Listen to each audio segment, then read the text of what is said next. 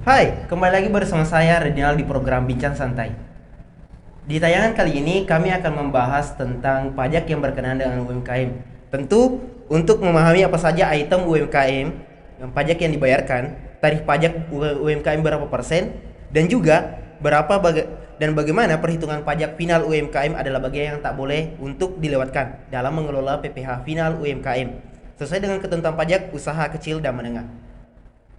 Telah hadir bersama kami Bapak Dr. Andes Dipa MSc, Kepala Badan Pengelolaan Keuangan Aset Daerah Kabupaten Sopeng, dan juga Bapak Jumiar STMM, Kepala Bidang PAD BPKAD Kabupaten Sopeng. Selamat sore Pak. Selamat sore. Apa kabar Bapak? Alhamdulillah. Ya, baru kali ini Pak kami bincang-bincang di sebuah sore sambil ngopi. Ngopi-ngopi sore Pak Adi. Ya. Pengganti setelah beraktivitas bekerja. Ya. Baik Pak, kita Pak ini kebetulan ingin mengangkat tema tentang retribusi pajak daerah di Kabupaten Sopeng. Tapi untuk memulai itu Pak, kami ingin membahas dulu, kan tentu ini yang bersangkutan dengan PAD, pendapatan asli daerah Kabupaten Sopeng. Kondisinya sekarang Pak itu seperti bagaimana? Oh, ya. Terima kasih. Jadi terkait dengan pajak dan retribusi daerah, tentu kan kita mengacu kepada Undang-Undang 28 tahun 2009.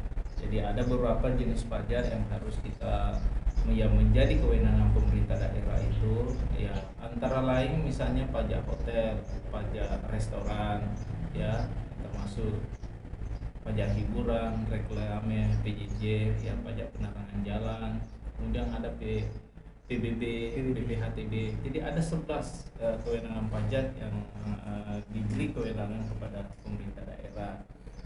Tentu kalau retribusi ya ada retribusi yang terkait dengan parkir ya retribusi yang terkait dengan pasar ya yang terkait dengan jasa-jasa yang disiapkan oleh pemerintah itu kaitannya dengan retribusi ya, saya kira itu ya. Baik, Pak Kabit, ini tentang sumber PAD Pak. Ini kan kita sudah mendengarkan tadi penjelasan dari Pak Kepala Badan mengenai PAD Sopeng saat ini. Sumber-sumbernya Pak dari mana saja? Ya, terima kasih. Jadi apa yang disampaikan tadi Kepala Badan, jadi ada beberapa jenis sumber pendapatan asli daerah, khususnya pajak daerah. Yang kedua adalah retribusi daerah, dan selanjutnya adalah leng-leng PAD yang sah. Itu menjadi penerimaan pendapatan asli daerah. Termasuk di dalamnya adalah kekayaan daerah yang dipisahkan. Itu ada beberapa, termasuk badan layanan umum daerah, puskesmas, rumah sakit dan lain sebagainya. Itu adalah beberapa sumber-sumber pendapatan asli daerah yang dikelola oleh pemerintah daerah. Tentunya pengelolaannya itu tersebar di beberapa SKPD. Hanya kebetulan di Badan Pengelolaan Keuangan Daerah menjadi sebuah koordinator dalam rangka pendapatan asli daerah secara teknis dilakukan oleh beberapa SKPD. Itu barangkali sumber-sumber pendapatan daerah, khususnya untuk pendapatan asli daerah. Baik Pak, untuk berdasarkan data Pak ini dari retribusi Betul. pajak untuk PAD, Okay. itu Pak mungkin bisa disampaikan Pak dari tahun ke tahun berapa saja yang pemerintah daerah dapatkan Pak itu? Iya, jadi ini harus saya bicara terkait dengan data ya. Iya, Karena Pak. ini persoalan data, ya. Jadi kalau kita lihat ya tren mulai 2017 sampai dengan 2021, realisasi pendapatan asli daerah itu alhamdulillah telah mencapai target ya, mulai 2017 sampai 2021. Kalau kita lihat 2017 kita mencapai target 109% ya. Kemudian 2018 ya di atas 100%. Kemudian 2019 juga 105. Kemudian 2020 117. Saya kira 2021 ini walaupun kemarin 2020 2021 di tengah pandemi ini ya kita masih tumbuh dan masih bisa mencapai target ya, ada target karena memang penanganan pandemi di Sopeng ini saya kira cukup bagus ya. Sehingga UMKM kita masih bisa ya Berkembang, Pak. berkembangnya. Baik. Ya, saya kira itu.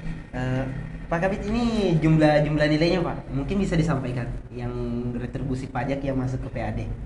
Jadi saya kira apa yang disampaikan tadi itu pendapatan asli daerah itu agak signifikan, itu bisa memberikan kontribusi terhadap pembangunan kita. Dari total pendapatan kita itu adalah sekitar 11 sampai 20% itu di Kabupaten Sopeng. Jadi berapa sumber pendapatan khususnya untuk pajak daerah itu dari 5 tahun terakhir ini akan mengalami peningkatan. Dari 2017 itu dari target kita 11 miliar itu pada realisasinya itu sampai 125%.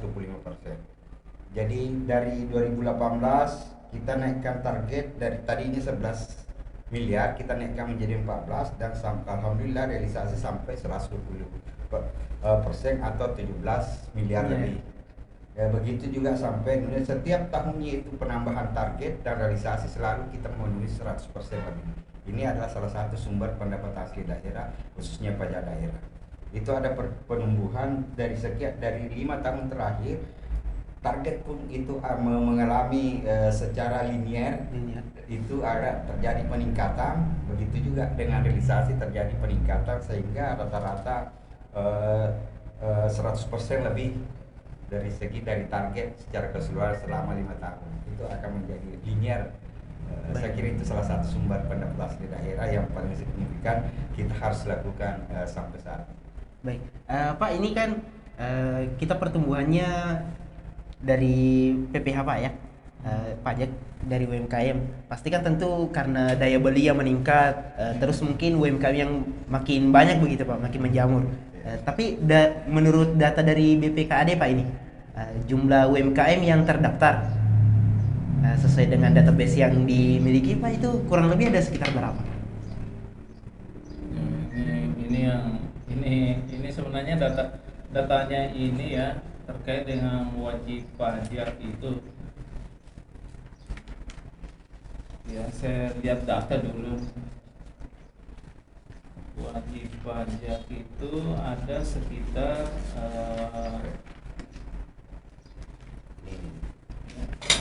ya.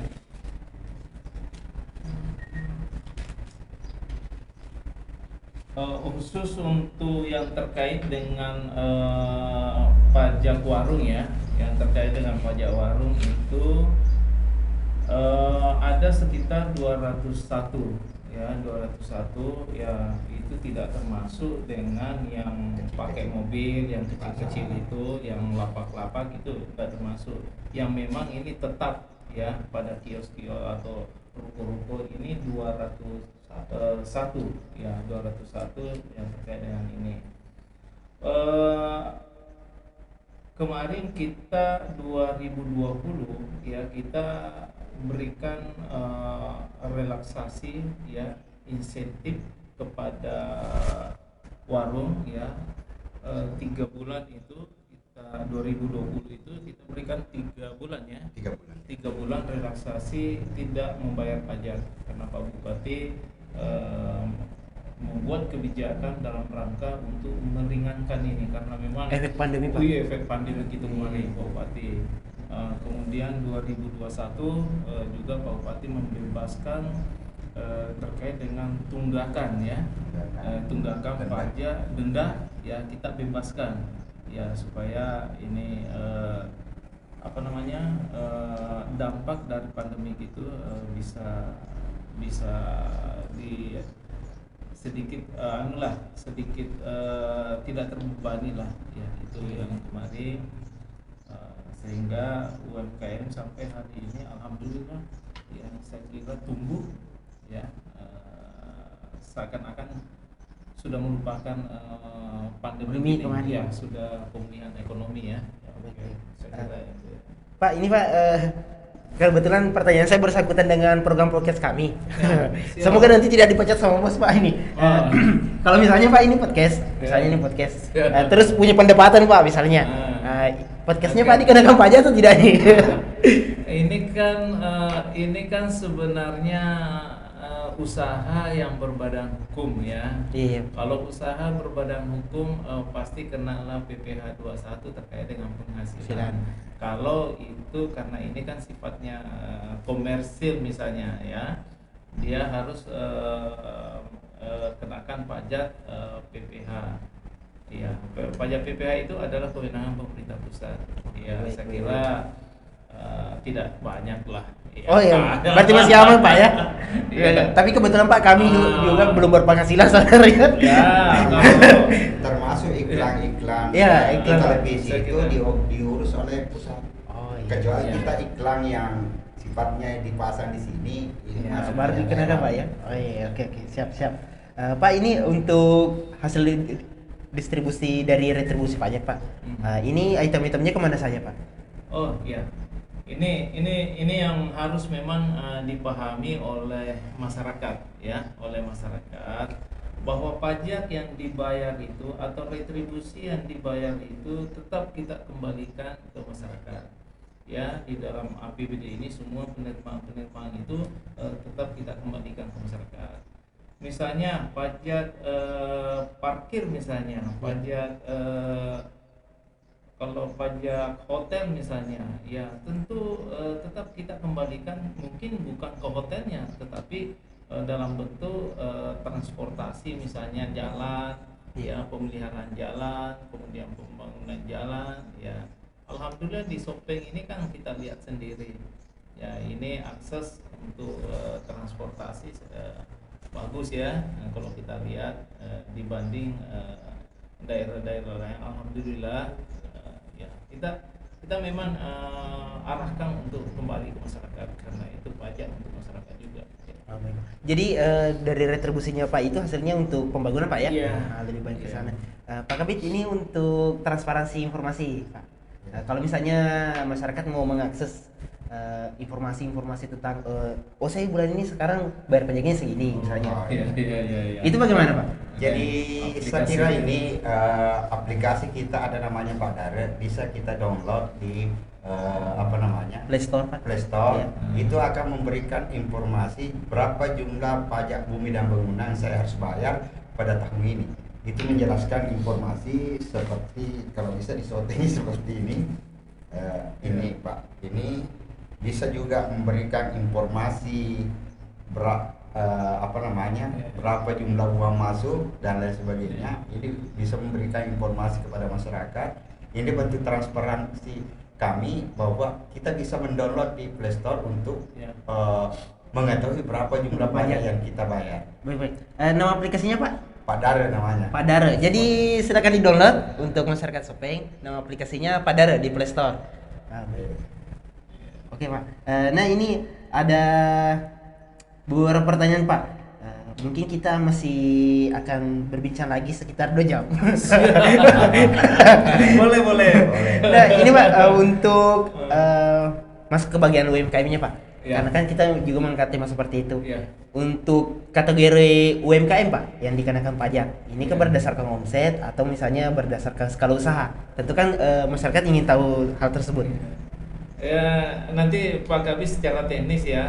Sebenarnya pajak contoh pajak warung ya. Pajak warung itu dikenakan 10% dari nilai omset ya. Nilai omset omset Omset nilai hasil penjualannya seperti Iya, bisa penjualan dari 10% ya. Iya. Nah, saya kira nanti Teknis. silakan Pak Kabis agak teknis ya. Iya Pak. Jadi perlu saya sampaikan bahwa pajak daerah itu tentunya banyak yang ke UMKM. Tentunya kita harus melihat bahwa UMKM masuk UMKM itu adalah bagaimana. Yang jelasnya pajak restoran kami di sini itu lebih banyak yang usaha kecil menengah.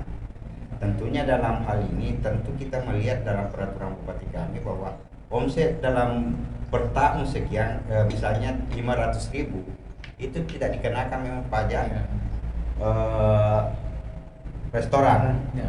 karena memang esensinya pajak restoran itu bukan kami yang menentukan, tapi itu dihitung sendiri oleh wajib pajak berapa per bulan yang didapatkan dari hasil penjualan itu. Itulah yang dihitung baru dilaporkan kepada kami melalui surat pemberitahuan pajak daerah. Artinya dilaporkan kepada kami, baru kami kita tetapkan bahwa sekian, baru kita evaluasi, analisa, sehingga apa yang dilaporkan sesuai dengan kondisi lapangan, maka kita tetapkan bahwa jumlah pajak yang harus dibayar sekian. Oh, berarti ini Pak pembayarannya berdasarkan item. Nah, kayak misalnya Pak beli kopi satu, pajaknya sudah ikut juga Pak di situ. Kalau di dalamnya, Oh, sudah ikut dalamnya. makanya ada aplikasi kami pasang di beberapa warung namanya Empos. Empos di situ sudah nanti terhitung dan terpotong pajaknya 10%. Misalnya kopinya 6.000 harganya sebelum kena pajak daerah, berarti kalau kita bayar karena pada esensinya bahwa pajak restoran itu tidak dikenakan kepada pemilik warung, tapi dikenakan kepada orang yang membeli makanan atau minuman di warung Dia itu. hanya pengumpul. Jadi omset itu hanya bicara terkait dengan pengenaan pajak ya. Jadi ada yang memang UMKM yang tidak memenuhi omsetnya 500 itu tidak dikenakan. Yang 500 omsetnya itu baru dikenakan pajak. Oh Ya. iya. Itu Pak berdasarkan omset Pak. Iya, omset untuk pengenaan pajaknya. Iya. Sementara terkait dengan pajaknya itu sendiri, ini dikenakan tadi Pak Kabis sudah menjelaskan bahwa itu include dengan harga produk. Ya, produk misalnya kopi segelas, jadi itu sudah dihitung pajak di dalamnya yang harus dibayar oleh pembeli. Nah, jadi pembeli ini nanti dititipkan oleh negara kepada pembeli nanti secara bulanan ya, bulanan dia menghitung berapa yang sudah Terjual dipungut item. ya, dan terjual dan terpotong. Itulah teman-teman kalau yang seperti ini self assessment ya, dia menghitung sendiri pajaknya. Itulah yang dibuatkan tadi apa namanya? Surat pemberitahuan. Iya, surat pemberitahuan untuk dilakukan penagihan nanti. Pak ini tadi kan yang disampaikan berdasarkan omset 500.000 Pak ya, ini Iya. contoh.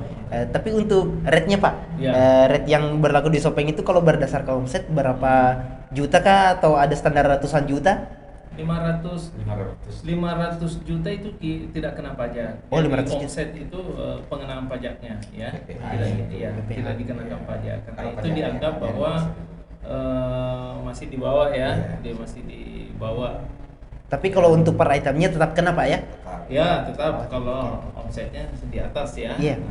Nah, Baik, ini Pak kewajiban pajaknya tadi kan disampaikan bulanan. ya. Nah, kewajiban pajak UMKM itu bulanan Kak Pak ya, yang memberikan surat laporan. Itu sebenarnya dasar aturannya kah atau mungkin untuk lebih mudahnya sehingga tidak melaporkan pajaknya secara tahunan begitu Pak? Ya, Pak Kabit Ya, silakan. jadi dalam aturan kita berdasarkan Undang-Undang 28 tahun 2029 bahwa pajak daerah itu adalah dihitung setiap bulannya. Beda dengan pajak nasional, beda dengan PPH 21 yang kita harus laporkan per tahun. Kalau pajak daerah itu harus melaporkan setiap bulan berapa jumlah pajak yang harus dibayarkan sesuai dengan jumlah orang yang makan di tempat tersebut. Berdasarkan pembukuannya ya. Berdasarkan pembukuannya. Jadi itulah yang disebut dengan pajak daerah. Pajak daerah ini biasanya itu karena kan kalau di warung itu tidak ada PPN Pak.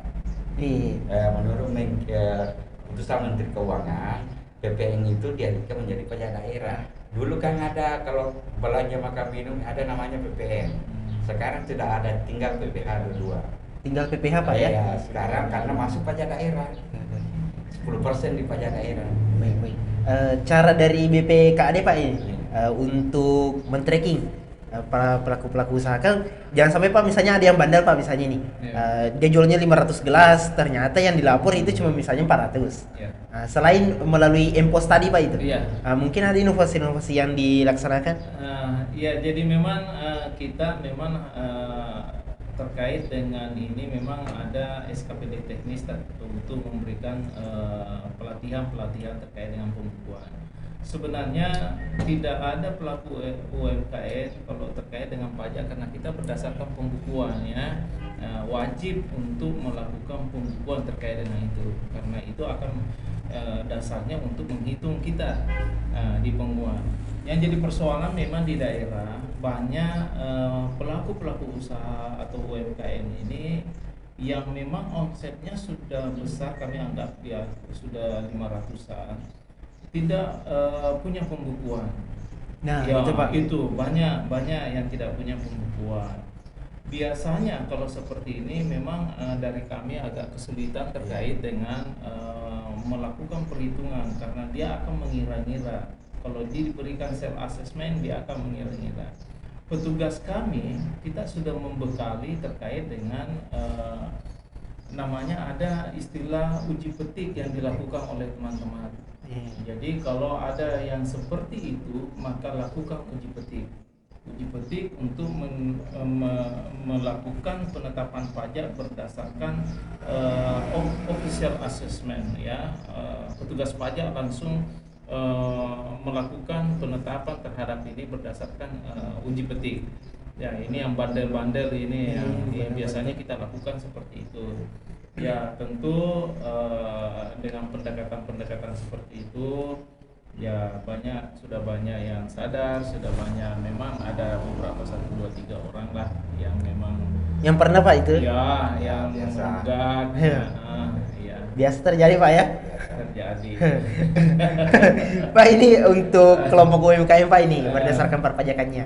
Ya. Nah, itu dibagi seperti apa Pak? Kelompok UMKM-nya? Sebenarnya kalau pajak terkait dengan itu kan tidak ada pengelompokannya. Misalnya warung itu apakah dia besar, apakah dia kecil. Sepanjang bisa dikenakan pajak atau omsetnya di atas 500 ya, itu pengenaan pajaknya tetap 10% ya dikenakan oleh yang membeli di situ ya. Jadi semakin dia besar omset warungnya atau semakin banyak pembeli, mungkin pajaknya juga akan semakin besar karena bukan yang pembeli yang bayar nih. Ini pemilik warung itu harus disampaikan bahwa itu bukan kamu yang dikenakan pajak, tapi yang datang membeli itu yang Dikenakan pajak? iya, yang makan, yang minum, ya seperti saya ini kan saya sudah bayar pajak nih. Itu ini ya. Dan itu sudah bayar pajak. Itu yang dikenakan. Jadi sebenarnya keliru kalau ada warung atau apa yang mengatakan bahwa kami ini yang bayar pajak besar atau apa, padahal bukan. Jadi negara hanya menitipkan sebagai pemungut ya, pemungut pajak. Ya, Baik. saya kira itu. Pak Kabit, ini kan kayak warung kopi atau kafe kan itu jelas ada perbedaan Pak ya. Mungkin dari segi fasilitas, ruangan dan sebagainya. Kalau kafe Pak itu sebenarnya masih masuk UMKM atau bagaimana? Jadi begini Pak, jadi UMKM itu kan kalau menurut persepsi Kementerian UMKM itu kan ada batas-batas tertentu, misalnya mana tidak usaha kecil menengah, mana mikro. Tapi yang berkaitan dengan pajak daerah yang kita pungut dari UMKM itu adalah yang berkaitan dengan pajak restoran atau pajak hotel yang berkategori kategori usaha kecil menengah. Jadi dalam usaha kecil menengah itu kan ada kategori bahwa aset dan sekian berapa juta di kategori sesuai dengan undang-undang usaha kecil menengah. Jadi yang berkaitan dengan pajak daerah hanya beberapa, yaitu diantaranya adalah pajak warung, pajak restoran. Jadi sebenarnya restoran itu atau kafe itu kan sama, yang jelas dia melayani makanan dan minuman. Jadi restoran itu kan hanya peristilahan dari beberapa warung yang sifatnya ada kafe, ada warung makan, ada warung kopi, hanya sebuah peristilahan, tapi pada dasarnya itu adalah bagian daripada restoran karena dia menyajikan makanan dan minuman. Kalau tempat wisata Pak itu, tempat wisata itu ada cuma PPH atau ada PPN Pak? Jadi di wisata yang dikelola oleh bisnis, yang dikelola oleh swasta, itu ada beberapa jenis pajak yang dikenakan. Kalau di dalamnya ada warungnya, maka dikenakan pajak warung. Kalau dia pakai membayar untuk masuk untuk hiburan di dalam, itu dia kena pajak yang namanya pajak hiburan yang kategori karcis.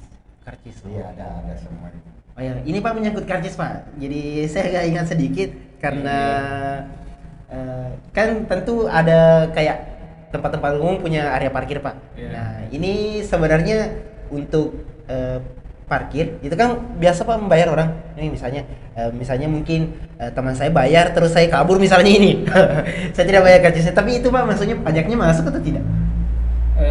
Itu kategori pajak atau ya, bukan, Pak? perlu memang dibedakan dulu. Jadi ada pajak parkir, ada retribusi parkir. Pajak parkir itu adalah usaha yang dilakukan oleh badan usaha ya, badan usaha atau yang perorangan yang punya. Misalnya ada usaha tetapi di pihak ketiga kan ada badan usaha untuk mengelola parkir, misalnya di Pusper ini ya ada badan usaha yang mengelola. Jadi kami kenakan kepada badan usahanya, ya badan usahanya terkait dengan itu pajak parkir. Tetapi kalau tidak ada badan usaha yang mengelola parkir itu hanya orang perorangan sehingga parkir kemudian masuk di wilayah memang wajib parkir untuk dikenakan, maka itu dikenakan retribusi parkir ya. Bagaimana ini yang karcis misalnya seperti karcis, itu Pak. ya, ini juga harus ditertibkan mana wilayah-wilayah atau daerah-daerah yang memang wilayah yang tidak bebas parkir misalnya, seharusnya itu. Karena memang agak susah, karena kalau dia parkir sebentar situ kemudian tidak ada petugas parkirnya ya, kemungkinan dia pergi aduh tidak ada ini ya, memang agak-agak susah yang seperti itu. Tetapi yang tetap kita bagaimana retribusi parkir ini bisa berjalan seefektif mungkin ya. Ya baik. Ya. Pak, ini mengenai UMKM yang menggunakan fasilitas daerah atau misalnya fasilitas negara. Anggaplah saya Pak berjualan, kan contoh paling dekat itu Pak Pusper. Nah, ini kan milik daerah. Terus saya berjualan di situ. Saya selain dikenakan PPh Pak yang per barang itu, saya dikenakan pajak untuk bayar tempat juga atau bagaimana itu? Jadi itu adalah pemakaian kekayaan daerah. Jadi kita kenakan karena dia menggunakan fasilitasnya pemerintah daerah untuk dipersewakan. Itu tetap kena sewa. Ya, sewa berdasarkan berdasarkan besarannya ya di Perda. Ya, ada besaran di Perda, itu dipersewakan. Ya, tetap dikenakan secara per bulan. Kemudian terkait dengan usaha yang dilakukan itu tentu ada pajak ya, terutama pajak penghasilan pasti dia kena, tidak boleh dia karena dia usaha. Iya, kalau saya pemerintah daerah dia kena untuk menggunakan fasilitas pemerintah daerah, tetap kita kenakan ya. Ya, baik Pak. Ini untuk rumus dan ketetapan pajak yang harus diketahui Pak juga dengan pelaku UMKM. Itu seperti apa Pak rumus-rumusnya? Ya, ini Pak Ya Jumya. Pak, kami mungkin bisa dijelaskan. Walaupun saya mungkin kurang paham tentang matematika. Tapi pajak berdasarkan kewenangan kami ya. Iya, Pak. Kalau kewenangan pusat ya mungkin kita tidak bahas ya. Baiklah ya, jadi kalau pajak itu memang ada perhitungannya. Terus tadi yang disampaikan bahwa misalnya pajak restoran itu kan 10% dari total omset yang masuk. Jadi misalnya kan tadinya kan disampaikan Pak Kabang bahwa ini include pajak, misalnya pajaknya itu kan kalau kita beli misalnya harganya sebenarnya ini 5.000,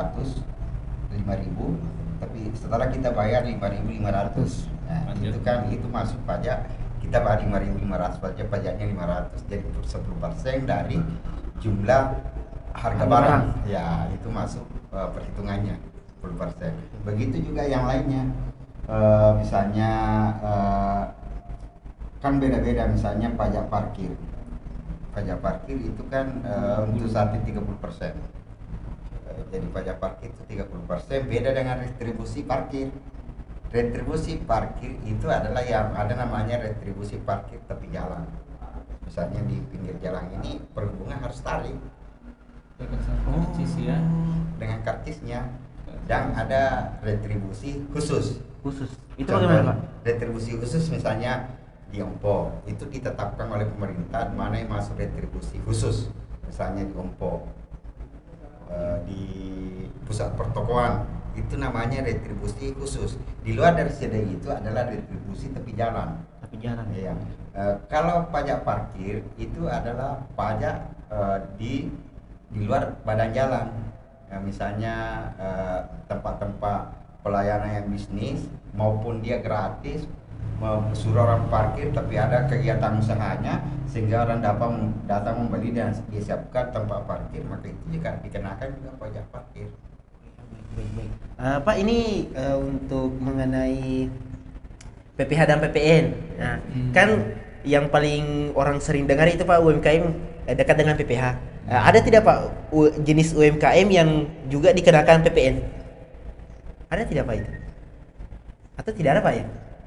Jadi kalau PPN itu adalah pajak penambahan nilai. Itu misalnya industri kecil. Iya.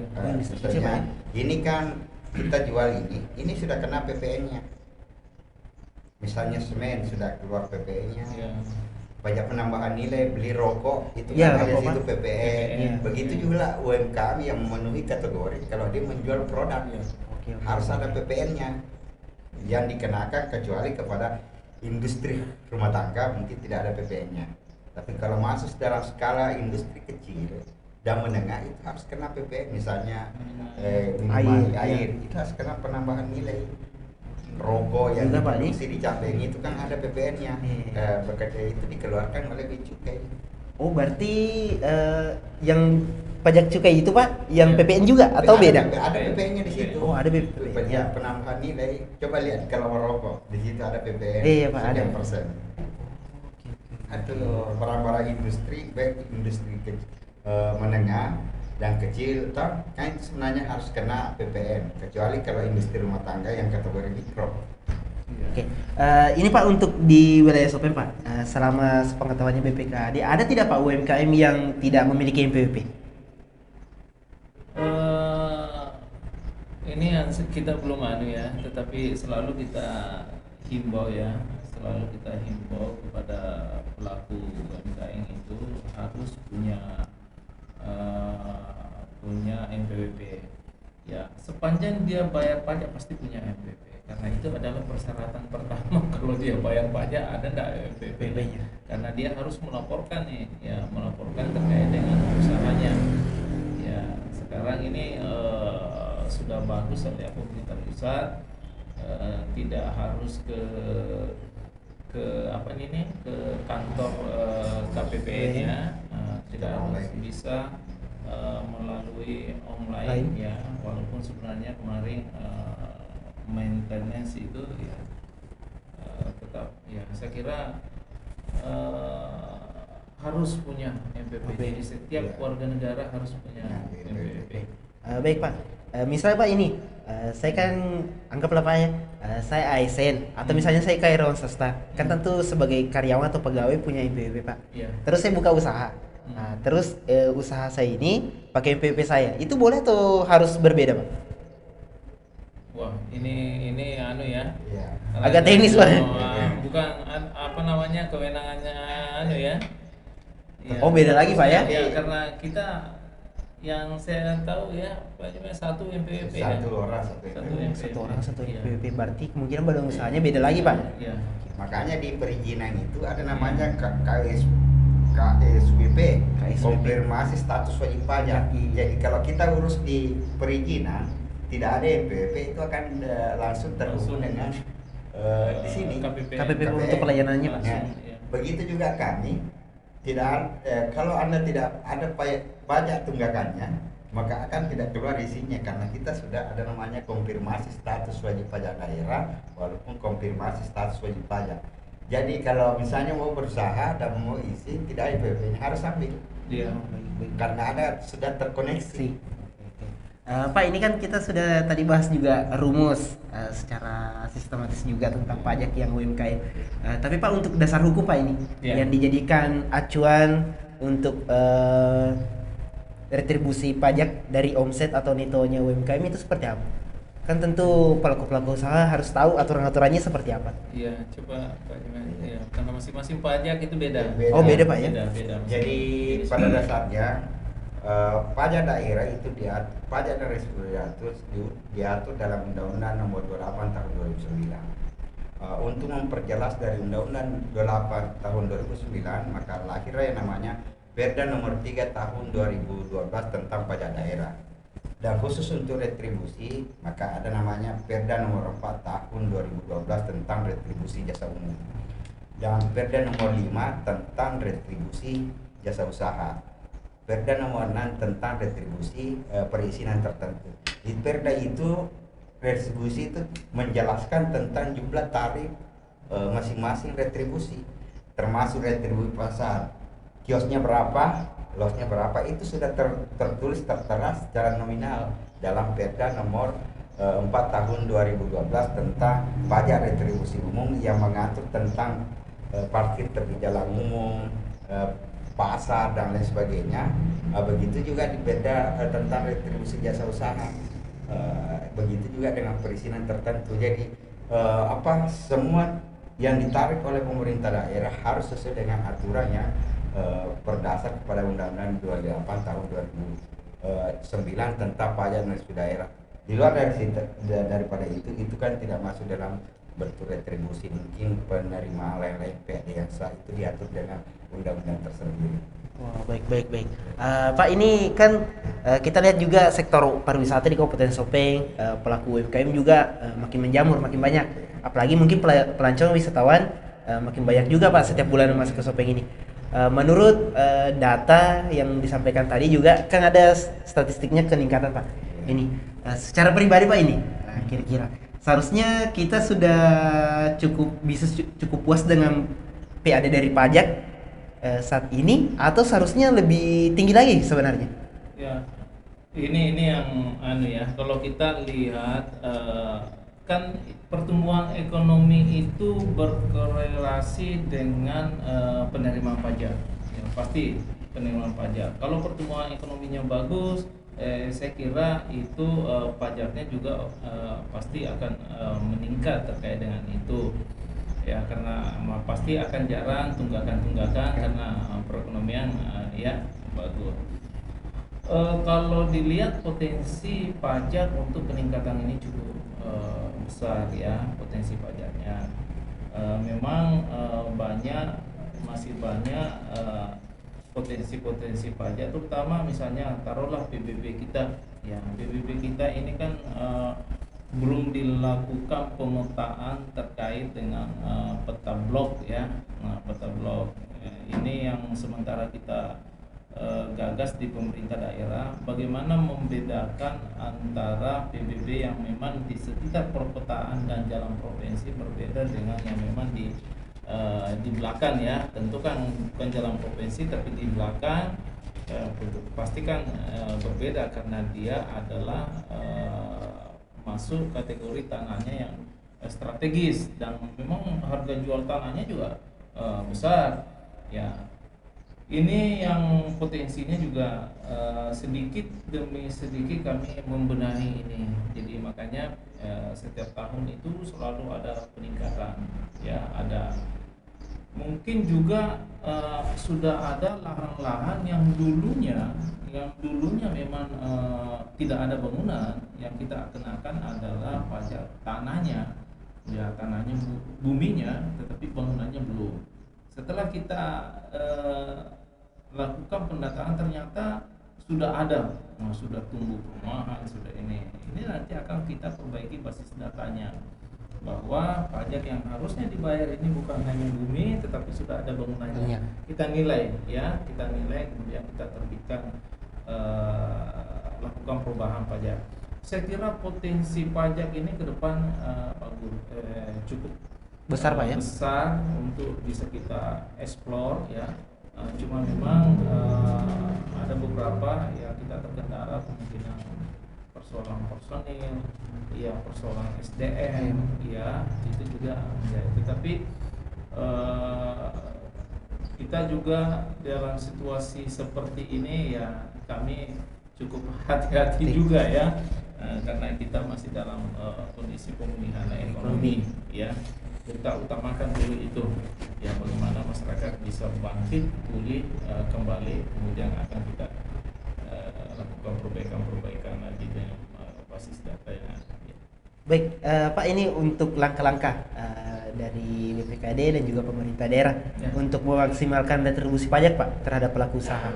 Ya, kan tadi ada beberapa tindakan seperti MPOS, Ya. mungkin pelatihan pembukuan. Langkah-langkah apa saja, Pak, lagi yang digunakan untuk memaksimalkannya?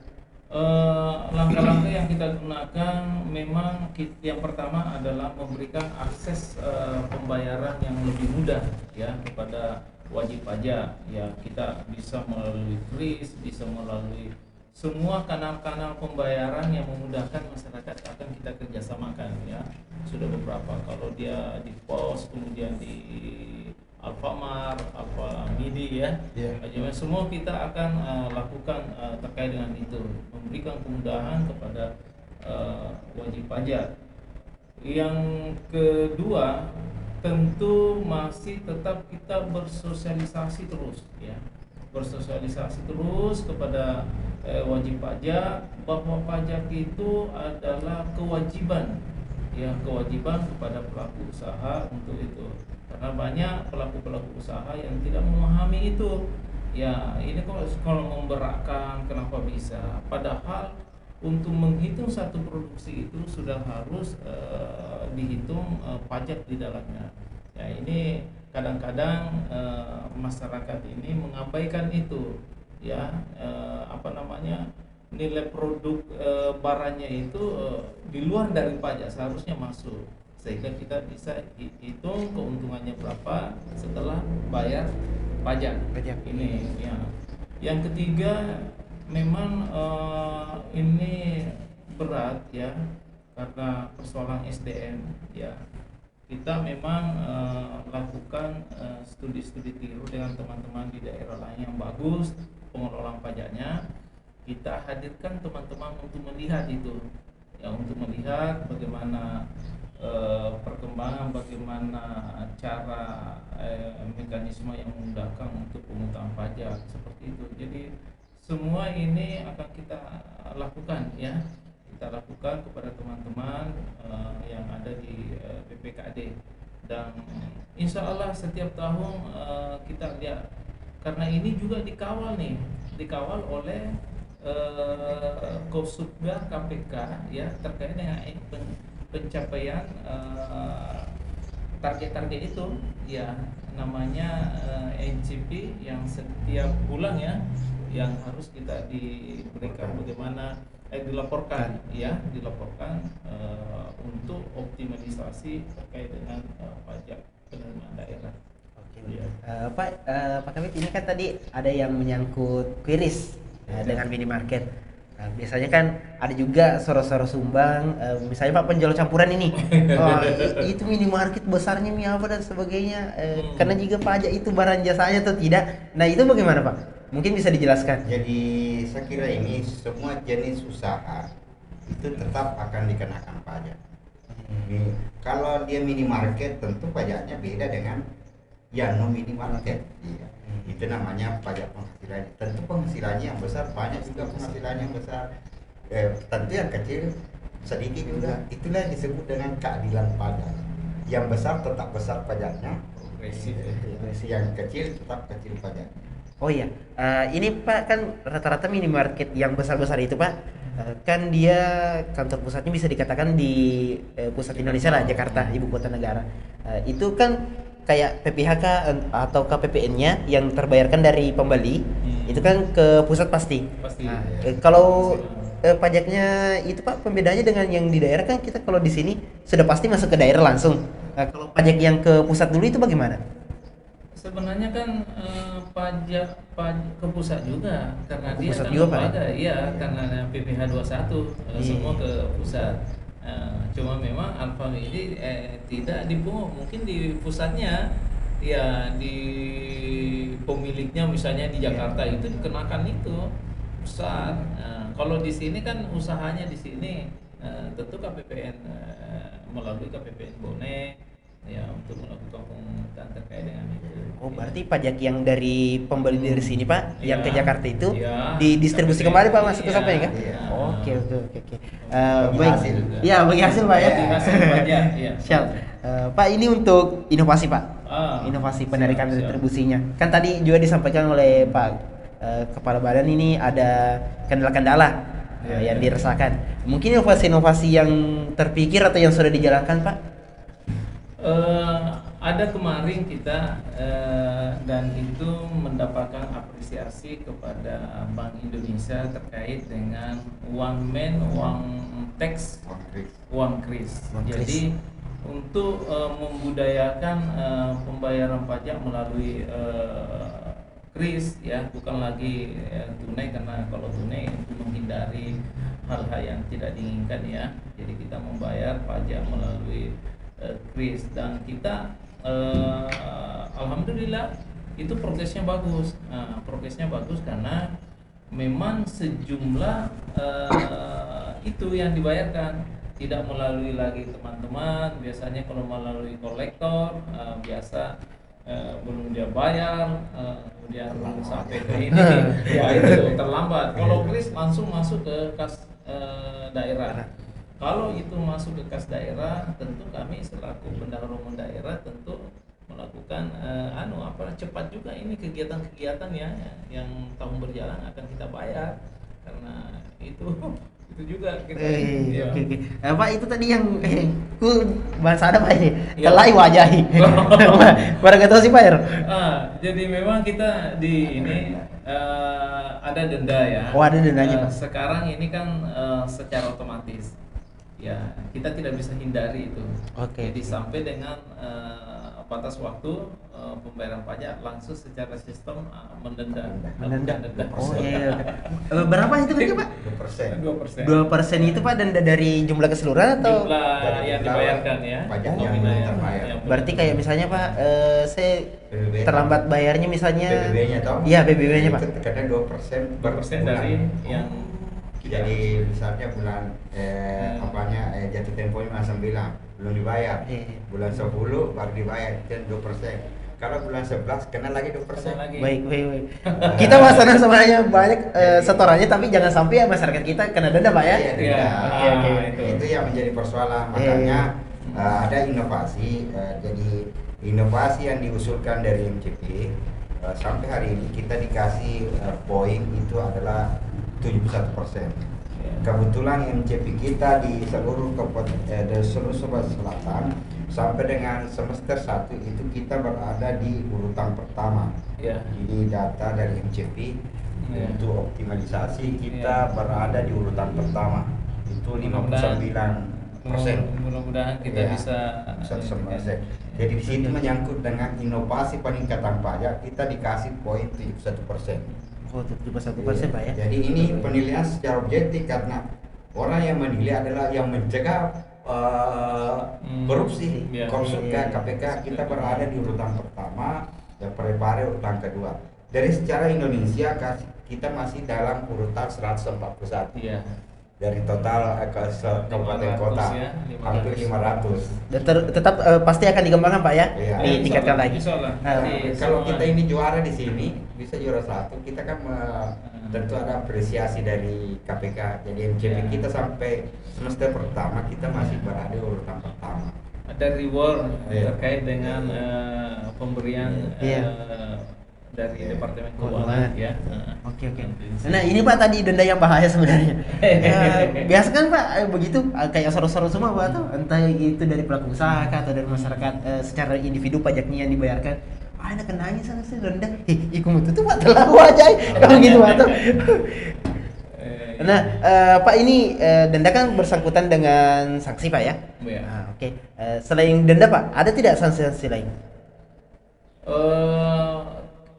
Sebenarnya banyak sanksi-sanksi yang lain kalau tidak bayar pajak ya. Bisa kita lakukan penutupan usaha, kemudian bisa juga kita secara apa ya kita laporkan, tetapi ini kan menghindari itu ya, kita menghindari itu ya, tetap kita lakukan upaya-upaya bagaimana masyarakat bisa membayar pajak ya. Kalaupun misalnya ada masalah atau apa, kita berikan keringanan ya, batas waktu bayar berapa.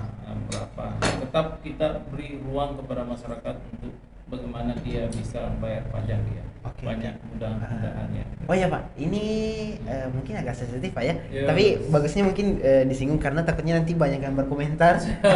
Oke. Itu yang mengenai barang dan jasa Pak. Misalnya kontraktor atau pertambangan Pak ini. Nah, pajak-pajaknya itu Pak bagaimana? Itu bagaimana? Itu kan sudah jelas ya di ketentuan perundang-undangan bahwa pajak PPH ya, PPN ya, PPN. yang 11% itu secara otomatis terpotong itu ya, terpotong di sistem kita, dan sistem kita itu sudah teruji oleh BPK kemarin ya, tidak ada yang lolos langsung secara sistem, tidak boleh ada yang main-main, langsung secara sistem memotong berdasarkan prosedur ya. Oh iya baik. Ini Pak, pertanyaan selanjutnya dari saya mungkin bersangkutan dengan IJS. Kan beberapa dari antara teman-teman IJS itu kan Pak punya koran nih. Iya. Kan rata-rata mereka adalah karyawan dari salah satu perusahaan. Nah ada pendistribusian Pak, misalnya ada kontrak nih sama daerah atau kantor. Kan ada pajak Pak ya? Ya, Ada ada. pajaknya. Misalnya Pak, saya kerjain di media A. Nah, terus punya surat kabar, jalin kontrak dengan pemerintah daerah. Ya. Kantor saya bayar pajaknya nih Pak. Misalnya kantor pusatnya di Jakarta atau Makassar. Bayar Terus pajak sana ya. iya, terus Pak di sini saya bayar pajak juga. Itu maksudnya bagaimana Pak ya? Kalau boleh tahu. Ini kan sebenarnya yang dibayar itu kan pajak penghasilan ya. Oh, pajak penghasilan, Pak, ya. Penghasilan ke pemerintah pusat ya, terhadap usaha yang dilakukan. Ya, saya kira itu. Ya, kecuali kalau memang di sini ada koran atau ada produk-produk lain terkait dengan itu ya, melalui APBD kalau ada uang ya pasti juga ada ya, PPN-nya Pak ya? Ya, jasa ya. Jasa Pak ya? Iya, jasa PPH 23 barangkali jasa ya. Oh. Pajak badan. Oh, saya kira Pak Ya, yang barang- kenanya itu PPN. barang kalau ya. Ada PPH badan, Ya, ada PPH individu. Individu. Yang Oh. PPH 21 kan individu. Iya. PPH-nya kena perusahaan itu kan PPH badan, Iya. penghasilan badan usaha. Oke, Iya, oke. gitu.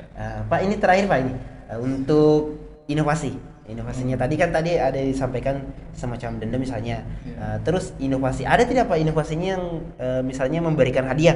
Oh ini pengumpulan pajaknya paling tinggi. Ini hadiahnya misalnya umroh. Misalnya Pak, mungkin ada Ya. inovasi-inovasi seperti Jadi itu. memang kita pernah mungkin bukan dalam bentuk uang ya, tetapi kita memberikan reward dalam bentuk penghargaan ya kepada wajib pajak terbanyak, wajib pajak yang patuh. Kemarin kita sudah lakukan ya, beberapa 2021 ya. Mungkin 2022 ini nanti akan kita lihat juga ya. Hadiahnya Kak Pak dinaikkan ini ke luar negeri begitu. Wah, jangan sampai biaya Lebih ini lebih misalnya banyak Pak ya. pajaknya Iya. dipertimbangkan. Pengusaha itu lebih Ya. lebih tertarik kalau Ya. dia piagam atau penghargaan daripada uang. Ya. Karena dia kan pengusaha, Iya. jadi lebih banyak uangnya daripada dikasih uang. Iya. Lebih banyak yang piagam, misalnya Ya. notaris. Itu lebih senang kalau kita kasih penghargaan bahwa notaris ini terbanyak memasukkan uang ke daerah. Kasih penghargaan karena dia pasang di situ. Nah sebagai bukti Pak ya. Iya, sebagai bukti Kita bahwa sudah. ini lebih senang dia karena malah minta kapan lagi kasih penghargaan ini? Penghargaan Iya. atau mungkin acara pemberian penghargaannya Pak ini seperti televisi Nanti juga kita berikan kepada Ya. IJS Oh, iya, dengan, itu, live kan? live, Siap. bisa menyiarkan. nanti bisa pasang di sini Ya, Pak misalnya. ya bisa menyiarkan berita-berita pembangunan di Sopeng atau Baik, apa. baik, baik. Wah, Siap, bagus. siap. Bisa juga nanti Ya. sosialisasi pajak. Ah, Kita bisa boleh memanfaatkan. dalam bentuk Kerjasama kerjasama Pak ya. Poskas ya. Iya boleh. Nanti ke Arul Pak ya. Siap, siap. Oke Pak, terakhir nih, mungkin dimulai dari Pak Jumia sebagai Kabid PAD. Hal-hal yang ingin disampaikan Pak untuk masyarakat dan juga pelaku usaha. Saya kira perlu saya sampaikan bahwa pajak daerah ini merupakan suatu pendapatan daerah kami, dan itu akan kembalinya ke masyarakat dalam bentuk lain dengan fasilitas-fasilitas yang ada. Jadi saya harapkan bahwa marilah kita bayar PB kita sebelum tanggal 30 September, karena 30 September adalah jatuh tempo untuk pajak bumi dan bangunan. Baik. Siap. Terakhir Pak dari Pak Kepala Badan yang Oke. ingin disampaikan untuk masyarakat. Siap. Saya ini hanya menyampaikan ke masyarakat bahwa pajak yang Anda bayar itu untuk pembangunan Kabupaten Sopeng. Jadi semakin cepat Anda bayar, maka pelaksanaan pembangunan di Sopeng ini juga semakin cepat untuk dilaksanakan. Saya kira itu. Baik, terima kasih Pak atas waktunya hari ini, perbincangannya yang kita batal sampai 2 jam Pak ya. Batal sampai 2 jam. Iya. Mungkin nanti bisa lebih lanjut lagi bincang-bincangnya Pak, atau semoga kita bisa berjumpa lagi Pak ya di Siap, program mudah-mudahan. Bincang Santai Ya. ini untuk berbincang-bincang. Baik, itulah tadi perbincangan kami dengan Bapak Dr. Andes Dipa MSI, Kepala Badan Pengelolaan Keuangan Aset Daerah Kabupaten Sopeng, dan juga Bapak Jumiar STMM, Kepala Bidang PAD BPKAD Kabupaten Sopeng. Pajak dari Anda sangat dibutuhkan dan untuk pembangunan kita bersama. Maka dari itu taati untuk membayar pajak demi pembangunan daerah kita yang lebih baik lagi. Saya Radinal beserta kru yang bertugas pamit undur diri. Sampai jumpa di program Bincang Santai selanjutnya. Selamat beraktivitas.